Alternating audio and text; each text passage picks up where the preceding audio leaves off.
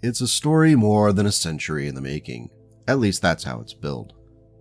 For those of us who are fans of the clans in the BattleTech tapestry, the idea that they do eventually make it to Terra and slug it out to determine the ill clan is somewhat exciting after so long. A century in game and roughly 30 years for those of you who do occasionally visit the real world instead of just living in a pile of open source books and half-finished minis like I do. We're going to do a review for Hour of the Wolf by Blane Pardoe, and I'm really torn by it. It's mostly going to be spoiler-free, but honestly, if you know anything about the stories leading up to this novel, there's really not much to spoil, but we'll get to that later. Hour of the Wolf stands as the capstone over a foundation of what feels like dozens of novels in the Dark Age time period leading up to the eventual collapse of the Republic of the Sphere and a transition into Catalyst's new Ill Clan era. There are a lot of characters we had time to get to know, and even a few which were just exhausting at this point. Over the course of the novel, we even have the opportunity to meet a few new characters in order to see things from the Republic soldiers' point of view.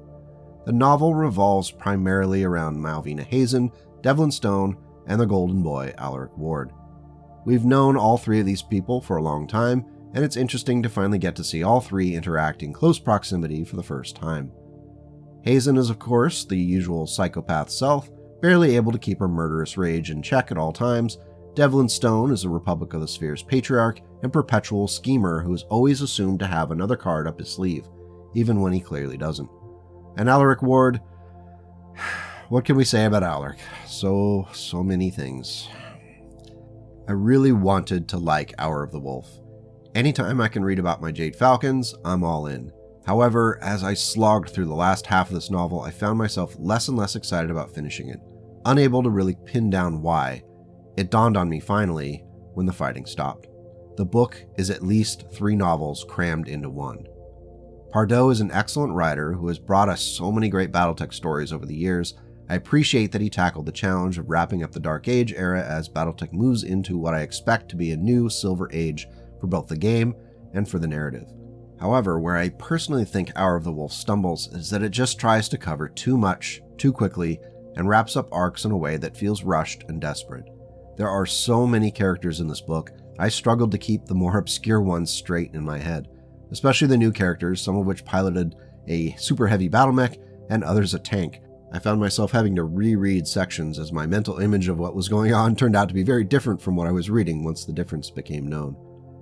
The interaction between Malvina Hazen and the other Jade Falcons as they barrel into disaster is worthy of its own novel. You have Malvina, Callus, Archer, and Stephanie, and these 4 characters could have had some really substantive interactions within the fight for Terra. Unfortunately, those interactions are few and far between in Hour of the Wolf. Devlin Stone playing a mastermind in a situation rapidly outside of his control could be an opportunity for a good character study. How does a narcissistic madman cope with being increasingly sidelined by events and characters who have surpassed him in his decline?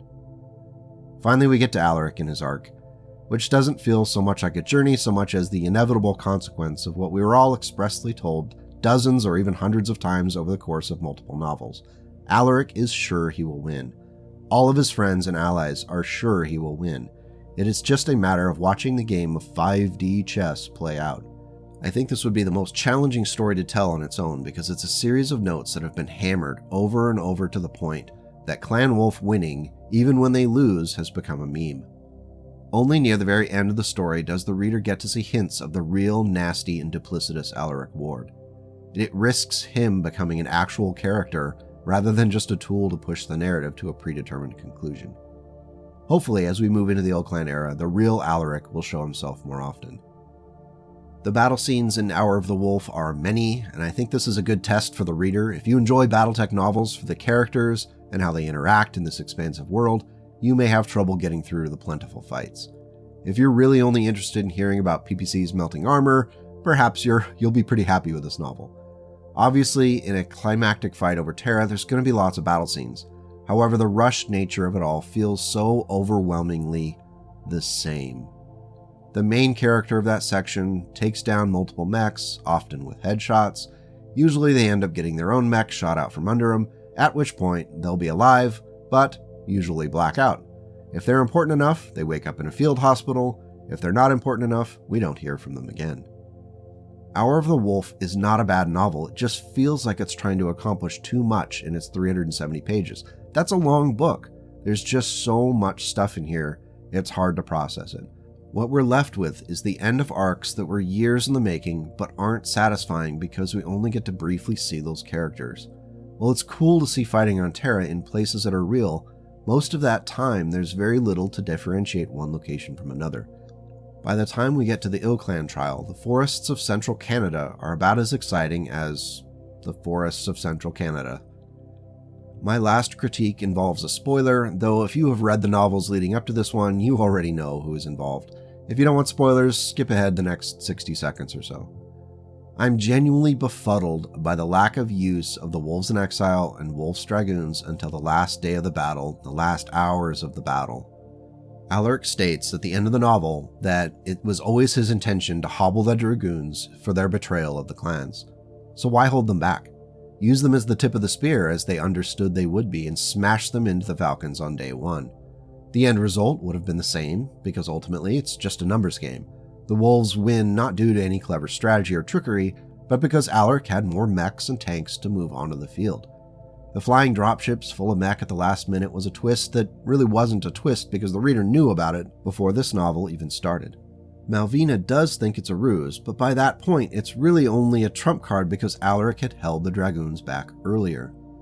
Maybe this is more 5D chess from Alaric and there's some purpose behind getting even more of his own warriors killed in the trial than necessary. Had he just overwhelmed Malvina with numbers earlier in the trial, who knows how many wolves he would have saved. To wrap this up, I think Hour of the Wolf is well written considering just how much content had to be jammed into it to get to where Catalyst wanted things to be. If I were steering the boat, it would have been 3 novels, each covering the fight on Terra from 3 different perspectives. The book is titled Hour of the Wolf. We know that Clan Wolf is going to win. So if you already know the outcome, you have to make the journey there as interesting and character-driven as possible, especially when you've spent so much time creating these characters. If you're not into the clan stuff and just want to know what happens, the Ilclan sourcebook is probably a better use of your time.